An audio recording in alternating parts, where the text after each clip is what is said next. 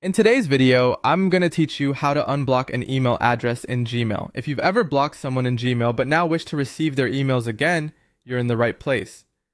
Blocking an email address might have been a necessity at one point, but circumstances change, and being able to reverse that action is quite simple. I'm here to guide you through this process step by step. First, we'll begin by opening Gmail. Head over to your browser and type in the Gmail web address. If you haven't already logged into your account, go ahead and enter your login credentials. Once you're logged in, you'll find yourself on the main page of your inbox, which will likely be filled with emails from various senders, both familiar and new.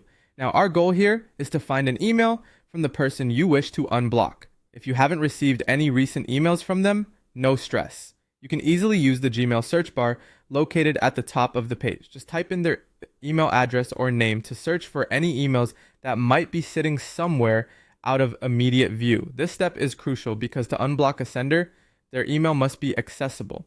Next, once you found an email from this person, go ahead and open it. Now here's where the unblocking magic happens. Look to the top right corner of the email. You should see 3 vertical dots. This icon is essentially your gateway to additional options for managing this email. Click on it so a drop-down menu appears. In this menu, you'll see an option that says Unblock, sender's name. Click this option to proceed. When you do that, Gmail will display a confirmation message prompting you that this sender has been successfully unblocked. This confirmation is your assurance that future emails from this address will no longer be automatically filtered out or sent to spam. They'll start landing in your inbox just as they would from any non-blocked sender. And that's it. Unblocking an email address in Gmail is as straightforward as that. Once you've completed these steps, you're free to communicate once more with this individual through email without any barriers.